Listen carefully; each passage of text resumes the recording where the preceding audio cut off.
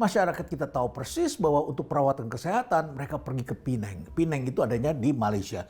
Tiket pesawatnya murah. Mereka bikin cara-cara supaya kita bisa pergi ke sana sambil rekreasi. Padahal itu bukan tempat wisata. Artinya apa? Satu, propertinya murah, pajaknya murah di sana. Kemudian yang ketiga, alat kesehatannya murah, obat-obatannya murah. Kemudian dokternya juga bisa bekerja dengan pasien dalam jumlah yang banyak. Kita dekati Elon Musk-nya juga ya kelihatannya menyambut baik, tapi ternyata pindahnya ke Malaysia bukan ke Indonesia.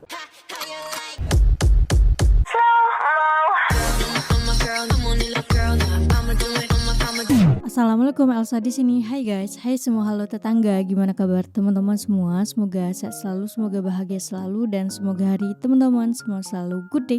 Selamat datang di channel YouTube Elsa Widianti Putri. Hari ini aku akan mereaction video dari Profesor Reynald Kasali, di mana Profesor kali ini membuat sebuah video yang mengatakan bahwa mengapa negara tetangga semakin murah dan di Indonesia maksudnya semakin mahal.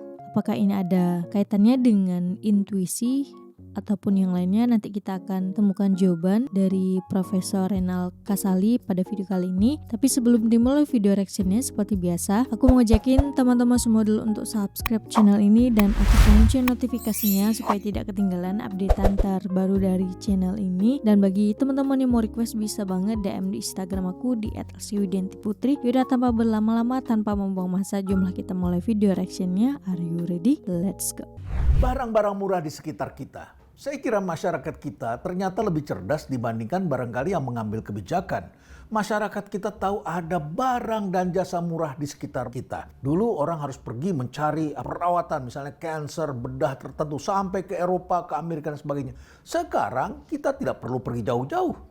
Masyarakat kita tahu persis bahwa untuk perawatan kesehatan mereka pergi ke Penang. Penang itu adanya di Malaysia. Tiket pesawatnya murah. Mereka bikin cara-cara supaya kita bisa pergi ke sana sambil rekreasi. Padahal itu bukan tempat wisata. Paling cuma ada makan di sana. Tapi kenapa bisa perawatan kesehatan murah? Mau itu masalah kanker, jantung, atau penyakit-penyakit lainnya. Artinya apa? Satu, propertinya murah, pajaknya murah di sana. Kemudian yang ketiga, alat kesehatannya murah, obat-obatannya murah. Kemudian dokternya juga bisa bekerja dengan pasien dalam jumlah yang banyak. Nah, itu adalah kebijakan, dan kemudian bagaimana semuanya lengkap di negara itu kok bisa murah. Masyarakat kita terpaksa pergi ke sana karena di kita ini harganya bisa 2-3 kali lipat. Jadi mereka menemukan tempat di mana mereka bisa mendapatkan jasa atau produk yang lebih murah. Nah, ini agak berbeda dengan kebijakan anti-dumping. Kalau anti-dumping itu kita beranggapan orang di negaranya itu mahal, maka kemudian dia banting dam di negara kita. Seakan-akan ini adalah tempat pembuangan sampah, masyarakat kita kemudian mengais merebutkannya. Seakan-akan masyarakat kita tidak punya daya beli dan kemudian kita lakukan anti-dumping. Padahal bukan cuma hospital di Penang yang murah. Sekarang masyarakat kita juga punya pilihan, juga ada perawatan kesehatan di Thailand. Tapi Thailand tidak hanya menawarkan kesehatan. Masyarakat kita sekarang juga beli roti saja dari sana. Iya kan, sampai heboh, sampai lotion viral waktu dari itu. Thailand, pakaian Thailand. Ini bukan dari Cina loh, di Thailand. Sepatu, tas dari Thailand. Harganya murah, sambil berwisata mereka belanja di sana. Kalau bergeser lagi di sekitar Thailand, ada di Vietnam. Kita bisa lihat ada furniture, alat-alat elektronik, dan alat-alat berat lainnya. Dari Vietnam itu juga murah-murah. Kita pergi lagi lebih jauh lagi ke India. Setelah sukses menembus orbit Mars dengan biaya sekitar 74 juta US dollar, padahal untuk bikin film The Gravity aja 100 juta dolar. India berhasil mengembangkan teknologi untuk menembus orbit Mars 74 juta dolar. Setelah itu orang melihat ternyata India adalah produsen alat-alat berat dan juga untuk alat-alat otomotif dan lain sebagainya. Di India itu murah sekali. Bukan cuma alat-alat berat, tetapi juga obat, buku, kemudian juga kita lihat lagi tenaga kerjanya murah. Ini maksud saya tenaga kerja profesional. Tidak mengherankan banyak sekali pengusaha Indonesia yang memberikan pekerjaan kepada para eksekutif dari India. Karena katanya dibayarnya tidak semahal eksekutif kita. Itu India. Bangladesh Sama saja ada bahan kulit, handicraft dan juga bahan-bahan dari goni. Itu harganya murah. Dan sekarang Jepang tidak mau kalah. Padahal Jepang kan negara yang mahal karena yennya waduh nilainya luar biasa. Tapi sekarang Jepang juga mulai menawarkan make up skincare. Korea. Saya pikir Korea mahal Korea dan juga. banyak orang bilang jangan Korea mahal. Ternyata sekarang skincare-nya ibu-ibu melakukan worth it operasi loh, bedah plastik Korea ke itu. Korea. Dan makanya kita juga tawarkan sekarang agar mereka buka di Bali. Tetapi begitu mereka pergi Di ke sini Korea, ada baru buka. kita diberitahu ternyata Dari pakaian Korea mainan langsung. anak-anak yang murah-murah banyak sekali. Ini tidak hanya di Korea untuk mainan anak-anak, juga di Malaysia ditemukan hal seperti itu. Barang-barang murah ada di sekitar kita. Jadi pertanyaannya ini bagaimana? Kenapa kita selalu masih berpikir ini adalah kebijakan anti dumping yang perlu kita terapkan karena mereka melakukan dumping di sini. Mungkin ada beberapa kategori produk kita melihatnya seperti itu. Tetapi kita harus lebih bijaksana. Ada sesuatu yang tidak kita jalankan. Barangkali ketika kita pergi keluar, kita tidak jalan-jalan yang cukup. Kita memasarkan Indonesia menjadi tempat investasi, kita hanya langsung ketemu dengan para investor. Investor ini kan didekati tidak hanya oleh kita, tetapi juga didekati oleh negara-negara lain. Dan mereka kemudian melihat, mereka menunjukkan apa yang ditawarkan oleh kita tidak sama dengan yang ditawarkan oleh negara-negara lain. Menarik, Adinda Bahlil Hadiah mengatakan membangun kawasan industri yang pertama itu tidak pakai master plan, tetapi pakai intuisi. Kalau Anda membangun perusahaan sendiri, kawasan sendiri, bolehlah pakai intuisi, kan duit sendiri. Tapi kalau ingin membangun industri, itu berbeda dengan mendatangkan pabrik. Inilah yang mengakibatkan harga-harga nanti jadi semakin mahal di negeri kita. Karena yang kita datangkan pabrik. Pabrik ini, pabrik itu, pabrik ini. Sudah datang pabrik ini. Dan memang itulah yang dilakukan kalau kita bicaranya target. Jumlah investor berapa, pabriknya ada berapa. Tapi jangan katakan mendatangkan industri. Karena industri adalah suatu center. Suatu kesatuan. Barang-barang murah di sekitar kita. Dan mereka semua membangun center. Kita membangun intuisi. Negara-negara lain itu menawarkan, misalnya mereka mengatakan kami tidak mendatangkan Anda untuk bikin pabrik di Indonesia. Sedangkan pejabat-pejabat kita jalan-jalan ke luar negeri itu jalan-jalan menemui investor, setelah itu mereka belanja. Ini kan juga menjadi persoalan begitu. Barangkali mereka tidak melihat, pergilah ke Expo. Karena disitulah tempat pameran, tempat masing-masing negara itu kemudian menunjukkan kehebatan produknya. Nah, negara-negara lain itu yang ditawarkan bukanlah untuk memindahkan pabriknya ke Indonesia. Mereka menawarkan industrinya. Jadi mereka bangun itu industri lengkap sekali. Seperti yang sudah sering saya jelaskan bahwa yang didatangkan bukan pabrik sepatu tetapi industri sepatu. Maka Dubai membangun apa yang disebut sebagai financial center. Singapura membangun financial center. Kemudian juga mereka membangun industrial center. Industrial center itu tidak terbatas hanya pabrik. Ada pelabuhannya, ada bankingnya, ada rating company, ada capital marketnya. Lengkap semua, bahkan kampusnya. Dan Singapura tidak hanya mendatangkan business school dari negara-negara yang kuat, tetapi mereka datangkan business school sesuai dengan center yang mereka mau bangun. Center. Jadi itulah yang dilakukan oleh bangsa-bangsa. Mereka mengembangkan apa yang disebut sebagai financial hub, atau barangkali hub dalam bidang otomotif, hub dalam bidang sepatu, hub dalam bidang fashion, dan lain sebagainya. Research centernya di situ, SDM-nya disediakan, fasilitasnya disediakan, kemudian juga tentu saja ada perusahaan-perusahaan yang memberikan review, branding, dan lain sebagainya. Satu kesatuan. Sehingga dengan demikian maka bisa dihasilkan barang yang akibatnya low cost. Low cost adalah prasyarat untuk mendapatkan low price. Jadi cost-nya dulu harus murah. Kalau cost-nya sudah murah, mereka tinggal cari margin. Ya ini adalah teknik tersendiri. Ada orang yang ingin mendapatkan margin yang besar. Caranya bagaimana? Branding. Saya mendengar merek-merek tertentu, katakanlah tas Chanel dan sebagainya, itu modalnya cuma $57. Tetapi bisa dijual dengan harga ribuan dolar. Untungnya berkali-kali lipat. Jadi itulah kekuatan branding. Tetapi tentu ada macam-macam hal. Dan kalau mereka tidak melakukan dengan baik, tentu saja mereka akan menghadapi kritik yang sangat besar. Nah, jadi bagaimana agar para pengambil kebijakan di negara kita bisa lebih bijaksana untuk melihat ini dengan lebih jelas? Pertama tentu saja adalah berpengetahuan. Saya maklum bahwa yang diangkat sebagai pimpinan-pimpinan puncaknya dasarnya bukan berpengetahuan, tapi dasarnya adalah karena mewakili kepentingan-kepentingan tertentu. That's okay, that's fine. Tapi Mbok ya dilengkapi dengan tim yang bisa melihat dengan lebih jelas. Dan kemudian yang kedua, antar kementerian ini harus saling melengkapi. Sikap mentalnya adalah complementarity. Jadi komplement, kita menjadi pelengkap, bukan menjadi substitute.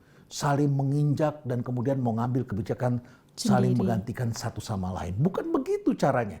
Jadi bukan merasa ini adalah teritori saya, ini adalah wewenang saya. Bukan, tetapi adalah kita melihat dong ke kiri ke kanan. Itu dalam manajemen dikenal dengan nama alignment.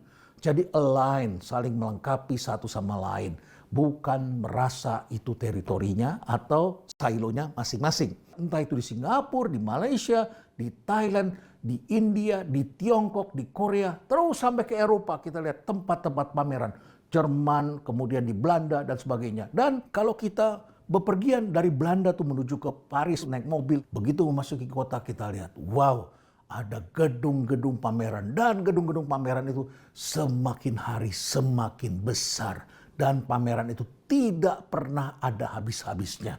Dan kemudian para pelaku usaha, apakah teman-teman kita di BUMN atau teman-teman yang berada dalam industri masing-masing, itu bepergian ke sana melihat. Dan semuanya bercerita bahwa semakin hari ruang pamerannya semakin luas, jalan semakin capek.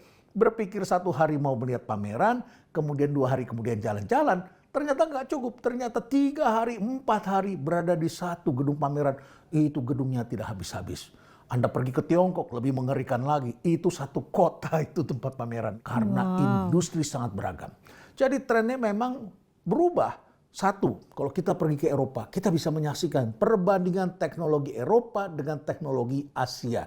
Eropa karena upah tenaga kerjanya sangat mahal, aturannya sangat keras, mereka tidak boleh membuang limbah sembarangan, mereka tidak boleh mengambil tenaga kerja yang misalnya masih anak-anak dan sebagainya, aturan hukumnya kuat. Mereka patuh, upahnya sangat tinggi, buruhnya juga bekerja hanya sekitar 37 jam seminggu.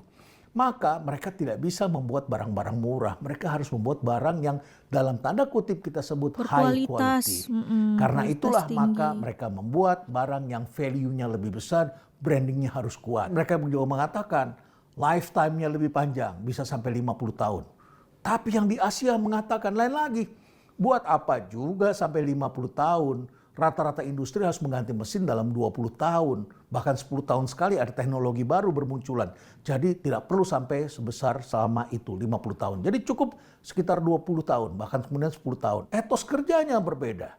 Vietnam, India, kemudian juga di Tiongkok, itu semuanya menerapkan jam kerja yang lebih panjang. Bahkan di Tiongkok pernah terjadi di eranya Jack Ma. Jack Ma mengatakan, etos kerja di Tiongkok itu telah memakmurkan Tiongkok dengan prinsip 996. Masuk jam 9 pagi, pulang jam 9 malam, kerja 6 hari seminggu. Tapi efeknya sekarang terasa. Masyarakat di Tiongkok tidak menikah. Banyak orang yang tidak mendapat jodoh, upahnya terlalu murah. Tapi Tiongkok akhirnya mulai menaikkan upahnya. Upah kerja di kota-kota tertentu di Shanghai, Guangdong dan sebagainya. Itu kita bisa lihat sekarang upahnya lebih tinggi. Dan akhirnya mereka juga membuat produk lebih baik. Dulu misalnya BYD dianggap remeh oleh Elon Musk. Dianggap barang murahan, harganya murah. Tapi hari ini kita menyaksikan laporan keuangannya Elon Musk. Tesla buruk sekali. Dan mengakibatkan harga saham Tesla beberapa hari ini turun. Nah sementara BYD itu malah melesat dan jadi rebutan. Banyak negara-negara yang sekarang menginginkan agar BYD kemudian invest di negara mereka, termasuk di negara kita. Jadi mengikuti pameran ini penting sekali dan melihat tendensi-tendensi yang ada di mancanegara. The power of simplicity.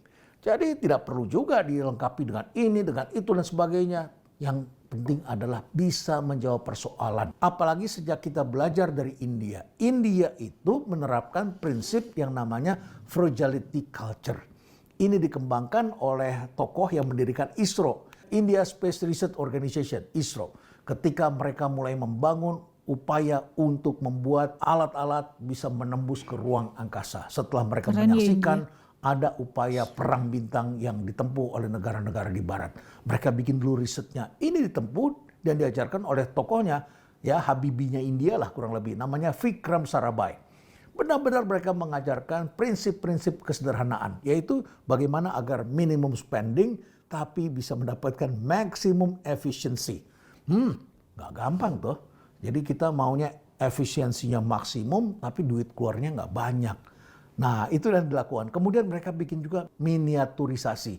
Jadi kalau bisa lebih kecil, ya dibuat lebih kecil. Kurangi waste, reduce cost, kemudian progresnya dibikin incremental, dan tentu saja dengan kondisi di India yang serba terbatas. Toh akhirnya mereka bisa menghasilkan Mars Orbiter Mission. Misi untuk mengorbitkan armadanya di planet Mars. Seperti diketahui dengan jumlah penduduk yang banyak ini, mulai terpikirkanlah oleh manusia di bumi untuk mencari planet lain. Karena sejatinya katanya di bumi ini cocok hanya ditinggali oleh 3 miliar jiwa manusia. Ada yang lagi mengatakan 6 miliar masih oke. Tapi sekarang sudah 8,2 miliar. Jadi mulai manusia was-was yaitu mencari planet lain yang tentu saja debatable. Jadi Siapa yang pengen ke planet India lain? bisa membuat Mars Orbiter Mission dengan biaya $74 juta, sementara NASA biayanya 10 kali lipat. Prinsipnya disederhanakan, jadi cara-caranya berbeda. Jadi ya gimana, inilah realitas yang kita hadapi hari ini. Kalau anak muda itu mengatakannya, rugi dong. Masa Rugi begini dong. negara kita? Rugi Nggak dong. bisa, kita harus keluar, kita harus cari cara-cara ini. Saya tidak menutup mata bahwa kita telah berada di era politik. Di era politik ini para politisi merebut, mengambil itu semua. Tetapi jangan abaikan sains, jangan abaikan pengetahuan. Gunakan pengetahuan ini untuk bersaing. Dan Cina melakukan itu gabungan open door dan market oriented reforms. Lakukan keduanya. Jangan apa-apa anti-dumping. Kebijakan itu tidak boleh reaktif, tidak boleh sesaat. Karena dampaknya akan sangat panjang. Kalau kita tidak siap, ya tentu saja industri kita, pabrik-pabriknya, itu pindah ke negara-negara low cost. Kita dekati Elon Musk-nya juga ya kelihatannya menyambut baik, tapi ternyata pindahnya ke Malaysia, bukan ke Indonesia. Kita mengatakan ya kan cuman jaringan distribusinya aja, charging centernya aja. Ya itu merupakan satu titik awal, mereka akan mengembangkan tahap berikutnya. Yang kedua efeknya apa? Job loss. Makanya satu persatu kita lihat PHK di mana-mana. Mulai tekstil, sepatu, dan lain sebagainya. Pindah. Mereka cari tempat yang bisa membuat kondisi mereka low cost. Kemudian yang ketiga, tekanan untuk inovasi agar kita tetap kompetitif. Lalu yang keempat, ada kerentanan di supply chain. Tapi yang kelima, ini jauh lebih berbahaya. Yaitu terjadi consumer shift. Consumer kita bergeser, berpindah, kemudian mereka tidak mengkonsumsi barang-barang kita. Ini merugikan kita semua. Jadi saya ingin membuka mata para pembuat kebijakan. Apakah pemerintah hari ini atau pemerintah yang di hari esok, bahwa barang-barang murah itu real ada di depan mata kita, ada di sekitar negara kita, tidak jauh. Bagaimana industri negara kita? Siapkah kita membangun ini semua? Kita harus merubah cara berpikir kita. Dari situ kita membuat roadmap-nya dan tentu saja kita harus menjaga agar industri kita stay relevant. Oke, betul banget ya. Kita memang harus merubah cara berpikir kita gitu. Karena negara tetangga mementingkan rakyatnya, tapi di negara ini mementingkan anak dan cucunya. Aduh, kamu menyindir siapa itu? Harus diakui bahwa Indonesia saat ini menerapkan ekonomi biaya tinggi. Di Indonesia mau buat event harus ada surat rekomendasi. Betul, dari RT, RW, kelurahan, polsek. Ribet ngurusnya juga. Di Indonesia mau bikin pabrik harus ada izin ke ormas setempat. Akhirnya pengusaha buat pabrik di negara tetangga. Di Indonesia mau buka praktek harus ada izin dari ID. Akhirnya para dokter dan perawat Indonesia bekerja di rumah sakit negara tetangga. Dulu ketika presiden kita menjadi sampul majalah Time, begitu bangganya kita sampai seolah-olah negara kita menjadi negara yang paling unggul di ASEAN. Ternyata memang benar paling unggul penganggurannya, ya Allah. Hutangnya, harga barang-barangnya teruntuk negara Malaysia, Thailand, Vietnam, Singapura, India, banggalah dengan pemimpin kalian karena mampu membawa kalian menjadi bangsa yang makmur dan sejahtera. Kita pusing mikirin makan siang gratis, ibu kota baru, kompetensi tidak penting, balas budi lebih penting. Wow, savage. bukan hanya di Malaysia murah, selain murah juga dokternya jauh lebih berkualitas dan profesional. Betul, makanya kan orang lebih milih untuk ke Penang, ke Malaysia, ke Melaka gitu. Sulit karena di Indonesia cuma politiknya yang booming. Setelah berkuasa mulai mengisi pundi-pundi untuk keluarga dan golongan, sudah tidak berpikir bagaimana memajukan rakyatnya. Tetangga semakin makmur, tapi di negara ini rakyat semakin tercekik, usaha semakin sulit. Negara lain pusing bagaimana buat rakyatnya bertambah uangnya. Pemerintah kita malah pusing bagaimana cara habisin uang rakyatnya. Yang dana dari rakyatnya dari cukai, pajak, PPN, tapera, asuransi motor, cukai rokok, tol, BBM, minyak goreng, dan lain-lain. Wah, tinggalin baca-baca aja lah ya komen-komennya. Apa komentar teman-teman video kali ini? Boleh komen aja di bawah. Sharing-sharing juga boleh. Sekiranya teman-teman ingin memberikan saran dan juga kritik, tapi yang diinginkan adalah kritik yang memang benar-benar bisa membangun ya guys. Bagi teman-teman yang suka sama video ini, jangan lupa untuk like, komen, dan subscribe. Dan kita ketemu di next video. Bye-bye. Assalamualaikum.